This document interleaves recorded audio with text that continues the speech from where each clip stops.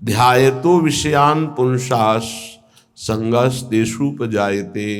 यदि तुम विषय चिंतन न करो तो किसी विषय में सुख नहीं है। तुम्हारा जब एकांत में चिंतन बनता है तब वो तुम्हें चिंतन के कारण सुखानुभूति होती है, ना कि उस विषय में सुख है। जैसे एक कुत्ता सूखी हड्डी लेकर एकांत में भागता है कि मेरे सुख को कोई छीन न ले, और जब चबाता है तो उसी की गलफरों से रक्त स्राव होकर हड्डी में दिखाई देता है। उसको लगता है इसमें रस है, इसमें पावर है, कुछ नहीं। ऐसे ही अज्ञानी पुरुष के द्वारा समस्त भोगों के भोगने का जो चिंतन है, वही चिंतन उसे सुखानुभूति कराता है, न कि भोगों में। नहीं तो भगवान की आज्ञा मानो, अनन्यस चिंतयन्तो माम, केवल भगवत चिंतन हो, फिर हमको परिणाम बताओ कौन सा भोग तुम्हें सुख प्रदान करता है। घृणा हो जाएगी। ये भगवत प्राप्त महात्मा कह रहे हैं, इनके वचनों को मानना चाहिए, अनुभव में नहीं उतरना चाहिए। ऐसा दलदल है भोगों का कि आज तक कोई अनुभव करके नहीं निकला है। जब निकला है तो रो के असंतुष्ट होकर के ही छोड़ा है। कभी कोई ऐसे भोग नहीं छोड़ पाया कि बहुत भोगा, हमें तृप्ति हो गई, अब मैं जा रहा हूं भगवान की शरण में। ऐसा कभी नहीं हुआ, एक भी नहीं हुआ। चाहे जितना बड़ा सम्राट हो, चाहे जितना भोग बाहुल्यता हो, रोया, पश्चाताप किया और असंतुष्ट होकर, अतृप्त होकर त्यागा। वही बात आज है आपके हृदय में कि आप अतृप्त हैं, भोगों से असंतुष्ट हैं, तो अनुभव के लिए मत जाइए। गुरुजनों की, महापुरुषों की बात मान लीजिए और उसका चिंतन छोड़ दीजिए। बस खास बात है, तुम्हारे को अगर कोई परेशान करता है तो तुम्हारा चिंतन परेशान करता है। अंदर से ठीक बैठकर देख लीजिए। बड़े भाग्यशाली उपासक है जिन्होंने अपने चिंतन को बचाने की चेष्टा की। कोई भी क्रिया तब होती है जब चिंतन होता है। ये बहुत सिद्धांत है, भगवान के वचन है। ध्यायतो विषयान पुंसास संगस तेषुपजायते। जब हम किसी विषय का ध्यान करते हैं, चिंतन करते हैं, मनन करते हैं, तो हमारे अंदर उसके भोगने की इच्छा प्रकट होती है। चाहे वो कोई खान पान की वस्तु हो, पहनने ओढ़ने की वस्तु, ये सब भोग के अंतर्गत आते हैं। सर्वेंद्रियार्थाः, समस्त इंद्रियों के अर्थ भोग अलग अलग है। श्रवणेन्द्री, घ्राणेन्द्री, नेत्रेन्द्री, त्वगेन्द्री, वाकेन्द्री, हस्तेन्द्री, पादेन्द्री, जनेन्द्री, गुदाएन्द्री, ये सब इंद्रियां हैं। 5 कर्मेंद्रियां हैं और 5 ज्ञानेन्द्रियां हैं। इनका मुखिया मन, ये 11 इनका काम ही है जगत के भोगों में चिंतन लगाना। बहुत सूक्ष्म विषय प्रार्थना है, ये संतों के अनुभूत विषय है। चिंतन किसी विषय का ना हो और फिर कोई भोग भोगो, बिल्कुल 100 में 100% आपको सुख नहीं मिलेगा। और ऐसे महापुरुषों का जो चिंतन भगवान में स्थित है, प्रियालाल में स्थित है, उनके लिए कहा गया वो विषयान ग्रहणंत मुंचंत, वह कोई फर्क नहीं पड़ता। विषय सेवन में, पाप कृत्य में, पुण्य कृत्य में अंतर से देखा जाता है कि उसको बराबर 5 व्यक्ति बराबर वही क्रिया कर रहे हैं, चाहे वो पाप की हो या पुण्य की हो, लेकिन पांचों का फल अलग अलग हो सकता है। एक का राग नहीं है, बिल्कुल केवल क्रिया है, बिल्कुल राग नहीं है, बिल्कुल नहीं बंधेगा, उसका हर कर्म अकर्म हो जाएगा। एक है बहुत कम राग है, उसको बहुत कम फसाओ उसको होगा। एक है संपूर्ण राग चित्त में है, उसको पूरी आसक्ति उसकी दुर्गति करा देगी। अंतर से तुम कितना चिंतन करके उस भोग को स्वीकार किए हो, बस खास बातें हैं।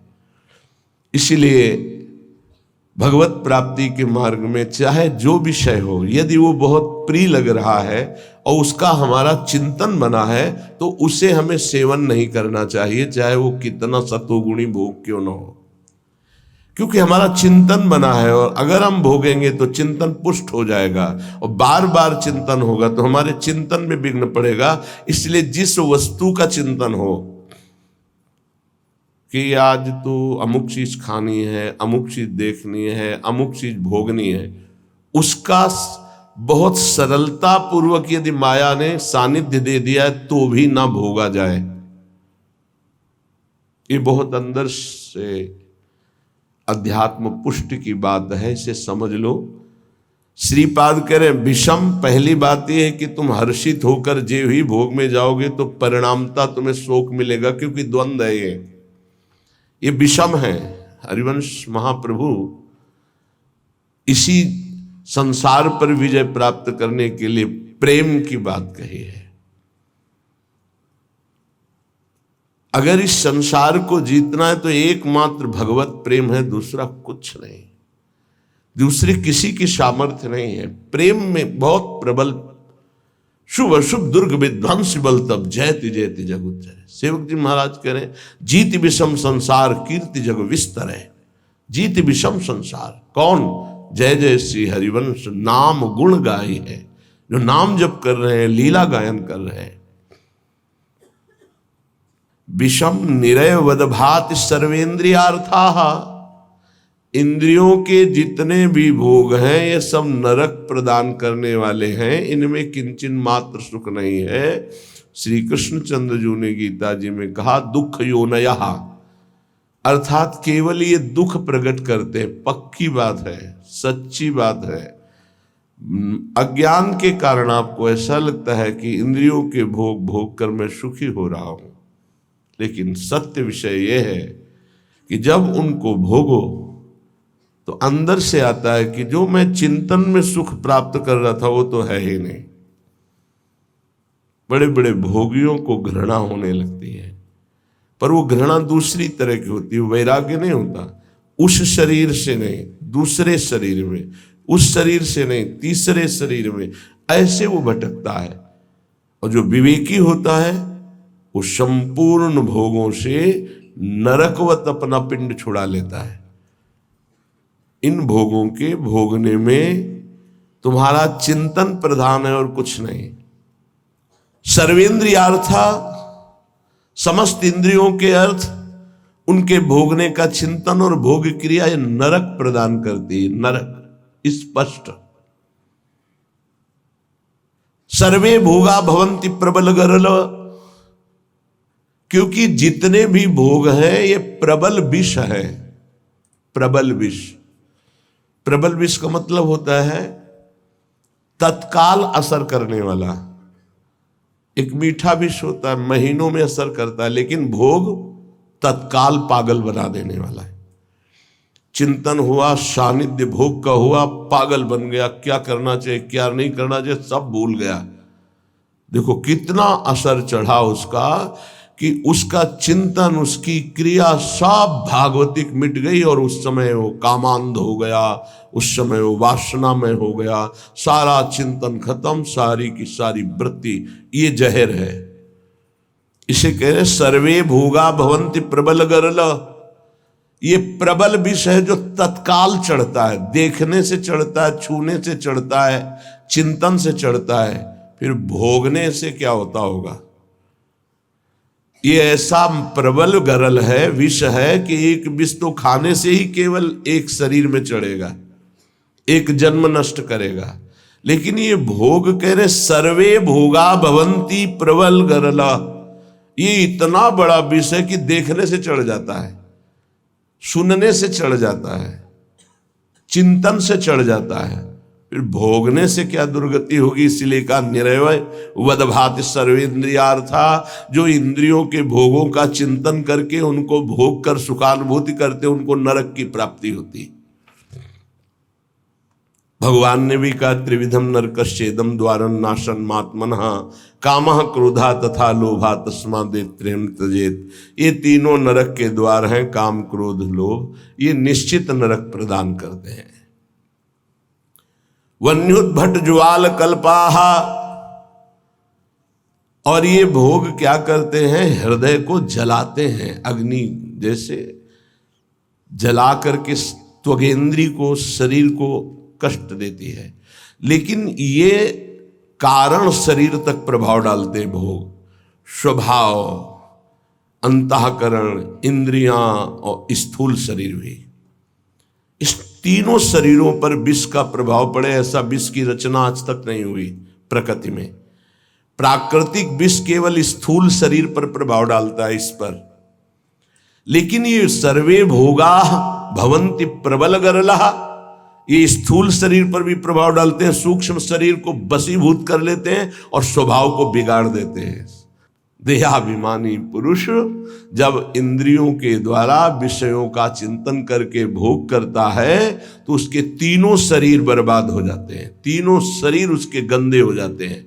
ये इसीलिए जो विज्ञजन है वो कह रहे हैं कि इससे बड़ा कोई जहर ही नहीं है। सर्वे भोगा भवन्ति प्रबल गरला वन्युद्भट ज्वाल कल्पाहा, हृदय जलाता है, भोगने पर भी जलन, भोगने के बाद भी पश्चाताप की जलन, पश्चाताप की जलन।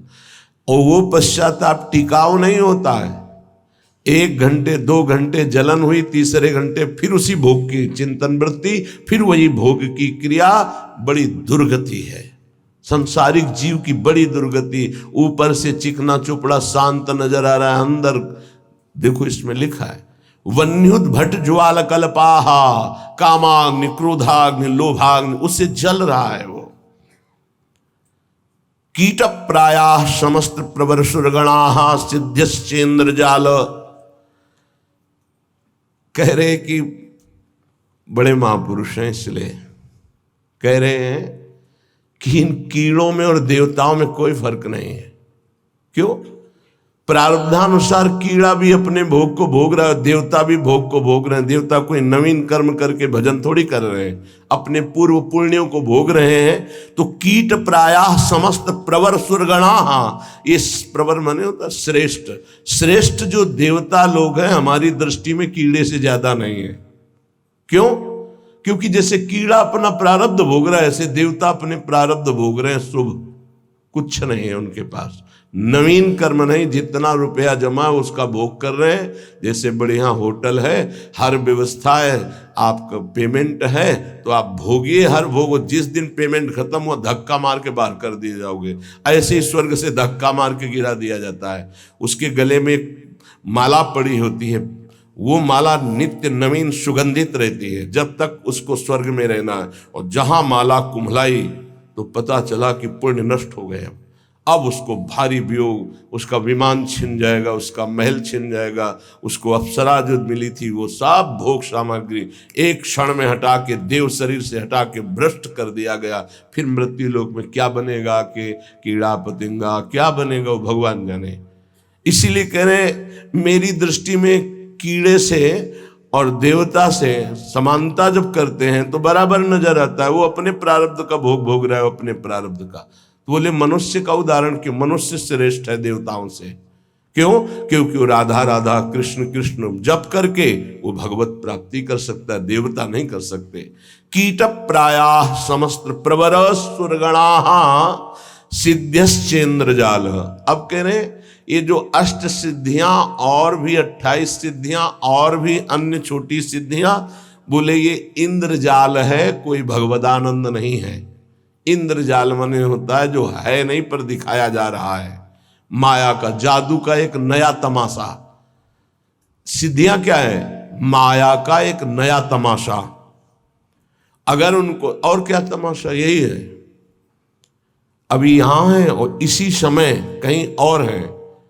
जब दोनों अरे बड़े तो सिद्ध पुरुष हैं, अभी तो यहां हमारे सामने, तो बोले ठीक इसी समय हमारे पास भी थे, बोले बड़े सिद्ध पुरुष हैं। ये क्या है? कोई खास बात थोड़ी है। अष्ट सिद्धियां सिद्ध्यश्चेन्द्र जाल, ये इंद्रजाल माया जादू का तमाशा है। यह है प्रेम की प्राप्ति के लिए जो हमें विकलता चाहिए, वो यहां कहीं नहीं टिकना। प्रायः संस्वाद्य वृंदावन रसिक रसम माद्यते मेद्य हृदयम। जिनको वृंदावन प्रेम रस की प्राप्ति की चाह है, वो इतने में किसी में भी न टिके, किसी को भी स्वीकार न करे, नहीं प्रेम रस नहीं मिलेगा। इसीलिए आप देखें हमारे वृंदावन ब्रज धाम या कहीं भी जो भगवत प्रेमी सिद्ध महापुरुष है, आपको कोई जादू तमाशा कोई ऐसी बात नहीं मिलेगी। सीधे सरल स्वभाव, नमन कुटिलाई। तो यहाँ की सिद्धि क्या है? यहाँ के सिद्धों को क्या प्राप्त होता है? रुदु सुस्वरम राजन कृष्ण दर्शन लालसा। पर रोना यहाँ की सिद्धि है। जिस पर तुम हो रीझते क्या देते यदुवीर, रोना सिसकना तड़पना आहों की जागीर। ये यहाँ के सिद्धों की परिपाटी है। एकांत में बैठे हुए चिल्ला चिल्ला के रो रहे प्रभु से, हा कृष्ण, हा कमल लोचन, हा प्रियाजू, हा स्वामिनी। ये यहाँ की सिद्धि है। तो ये किसको मिलती है? बोले जो मोक्ष को कड़ुआ मान करके, जो समस्त इंद्रियों के भोगों को नरक मान करके, जो समस्त भोगों को महाविष जान करके, क्योंकि ये जलाने वाले हैं, और समस्त देवताओं को भी कीड़े से भी ज्यादा भाव न रखना। कीड़ा अपना प्रारब्ध भोग रहा है, वो अपना प्रारब्ध भोग रहा है। और इंद्रियां ये तो जादू का तमाशा है। गोस्वामी तुलसीदास जी ने भी लिखा है, रिद्धि सिद्धि पेरे बहु भाई, बुद्धि लोभ दिखावे आई, होए बुद्धि जो परम सयानी, तिन तन चितैना नहित जानी। ये हमारा अमंगल कर देंगी, भगवत प्राप्ति नहीं होने देगी। इसलिए भगवत प्रेमी महात्मा कभी किसी सिद्धि को स्वीकार नहीं करता। इसीलिए बहुत सरल होते। अब फिर उनमें कोई चमत्कार नहीं दिखाई देता। क्या चमत्कार? बाहरी, क्योंकि वो इंद्रजाल स्वीकार नहीं किए। उनका चमत्कार होता, उनके समीप एक बार जो आ गया और उन पर भाव कर लिया, तो उसका जीवन परिवर्तित हो गया। वो भक्त बन गया, भगवान का नाम जापक बन गया, अच्छे आचरण वाला बन गया, मनुष्य जीवन का उसको लाभ मिल गया। ये चमत्कार होता है। तो श्रीपाद कह रहे हैं, श्री वृंदावन का जो महारसास्वादन मतवाला कर देने वाला, मोक्ष सुख को भी थुत्कीकृत करने वाला प्रेम है, उसकी प्राप्ति के लिए यदि आप चल रहे हो तो स्त्री मात्रे मात्र बुद्धि। बहुत ध्यान से सुनिए। गृहस्थ हैं तो जिनके साथ पाणी ग्रहण संस्कार किया है, उनके अलावा आपका किसी के प्रति भी काम भाव वाली वृत्ति का संबंध नहीं होना चाहिए। नहीं, बड़ी दुर्गति होती है। चाहे वो स्त्री शरीर हो चाहे पुरुष शरीर हो, यदि अपनी मर्यादा से अलग, ये देखो धर्म शास्त्र हैं, इनका एक कानून है। भारतीय संविधान के अनुसार आपने यदि कानून विरुद्ध आचरण किया और नहीं पकड़े गए तो आप अपने को बहुत प्रवीण मानते हैं कि मैं बच गया, देखो। लेकिन तुम भारतीय संविधान के प्रगट में दंड ना मिलने पर ऐसा न समझ लेना कि दंड मुक्त हो गए। एक है भागवतिक संविधान, जिसमें किसी की गवाही, किसी की साक्षी की या किसी की रिपोर्ट की जरूरत नहीं, तुम्हारा कर्म ही तुम्हें दंड दे देगा जो तुमने कर्म किया है। इसलिए जो पति वंचक पर पति रति करई, रो रो नरक कल्प सत परई। जो स्त्री अपने पति की वंचना करके दूसरे पुरुषों के साथ सहवास करती है, बहुत समय तक वो रो रो नरक को प्राप्त होती। ऐसे जो पुरुष पाणी ग्रहण करके अपनी पत्नी को धोखा देकर दूसरी स्त्री के साथ सहवास करता है, ऐसी उसकी दुर्गति होती है। और जो भगवत मार्ग में चलने वाले उपासक हैं, चाहे गृहस्थ हो चाहे विरक्त, समस्त संसार की जितनी भी स्त्री शरीरधारी हैं, उन सब के प्रति पूज्य बुद्धि, भगवत बुद्धि, दैवी बुद्धि, मातृ बुद्धि, ऐसा कहा गया है। जिनसे पाणी ग्रहण किया उनकी बात अलग, गृहस्थी में बका सबके प्रति भगवत बुद्धि, सबके प्रति। ऐसे विरक्त भाव में गोस्वामी जी इसी की टीका करते हैं। स्त्री मात्रे मातृ बुद्धि के लिए जननी सम जानहि पर नारी, धन पराये विष ते विष भारी, जिन्हीं राम तुम प्राण प्यारे, तिनके मन शुभ सदन तुम्हारे। जो आपको प्राणों से भी अधिक प्यार करते हैं, उनका मन आपका निरंतर निवास स्थान है। हे रघुनाथ जी, वाल्मीकि जी कह, जो सदैव माताओं बहनों की तरफ दृष्टि केवल पूज्य बुद्धि से जाती है। ये जननी है, हम इन्हीं से पैदा हुए हैं। इन्हीं माताओं के गर्भ में बड़े बड़े महात्मा, बड़े बड़े राष्ट्र भक्त प्रकट हुए। ये दैवी शक्ति है। इनका जो अपमान करता है, निरादर करता है, नष्ट हो जाता है। बड़े बड़े अपराध रावण ने किए लेकिन नष्ट नहीं हुआ। लेकिन जब दैवी शक्ति का अपमान किया तो भस्म हो गई सोने की लंका, और रहा न को कुल रोवन हारा।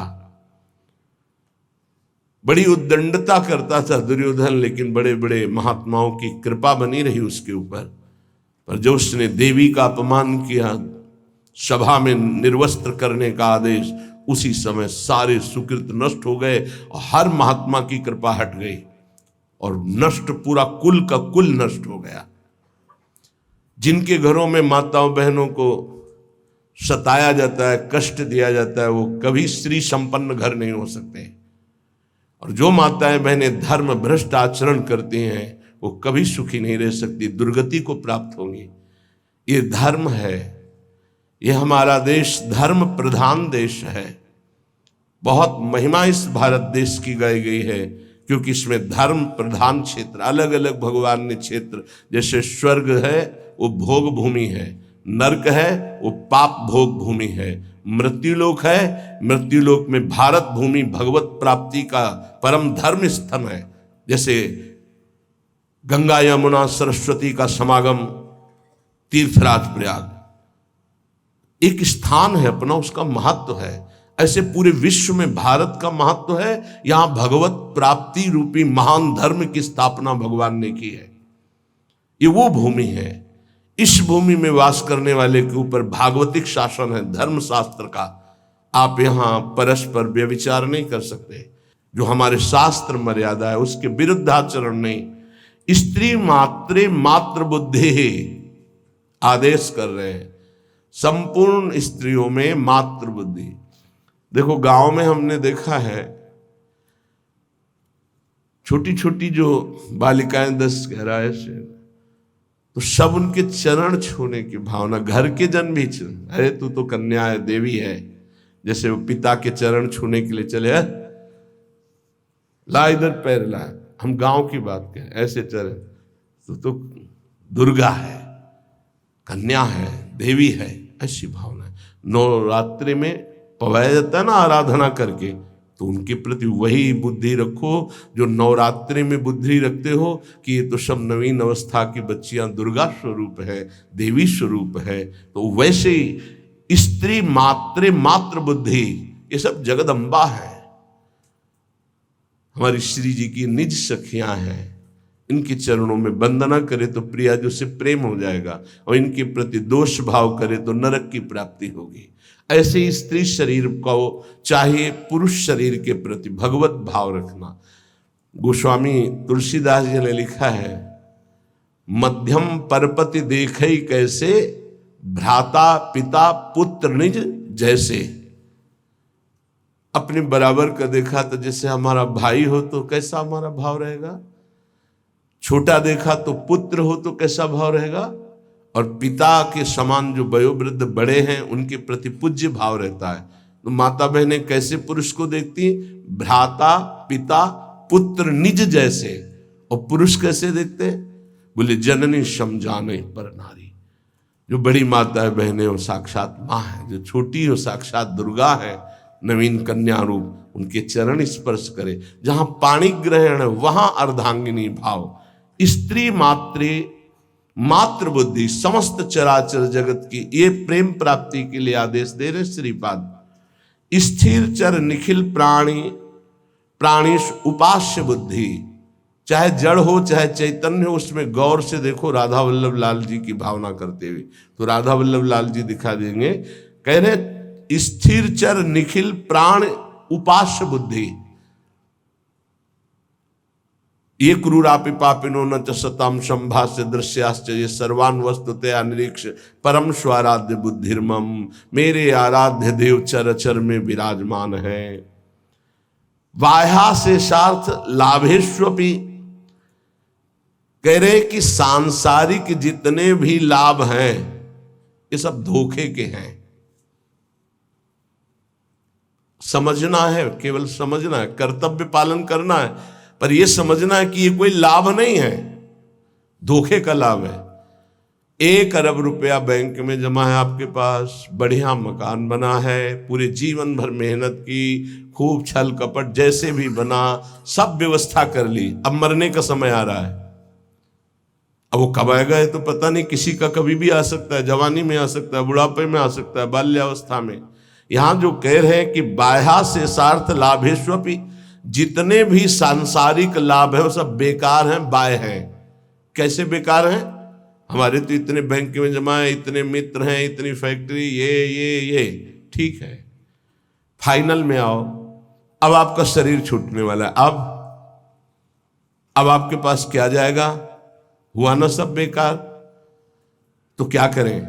ना कुछ करें? नहीं, अपने कर्तव्य का पालन करो धर्म पूर्वक। धर्म पूर्वक किया हुआ कर्तव्य तुम्हारी रक्षा करेगा, तुमसे पापाचरण नहीं होने पाएंगे, तुम्हें बचा लेगा। और नाम जप करोगे ये धन तुम्हारे साथ जाएगा। हृदय मुखम लानि क्रुद्धानि बुद्धि, कभी भी इन भोगों की हानि हो जाने पर मुख म्लान करके उदास निराश मत हो, क्योंकि ये कोई लाभ नहीं था जिसे तुम हानि मान रहे हो कि वो वस्तु नष्ट हो गई, धन नष्ट हो गया, हमें तो सबने छोड़ दिया, हमारा तो उपहास करते। कुछ नहीं, ये लाभ ही नहीं था। यदि नाम जप कर रहे हो तो भगवान तुम्हारे हैं, तो तुम्हें शोक कैसे आ सकता है?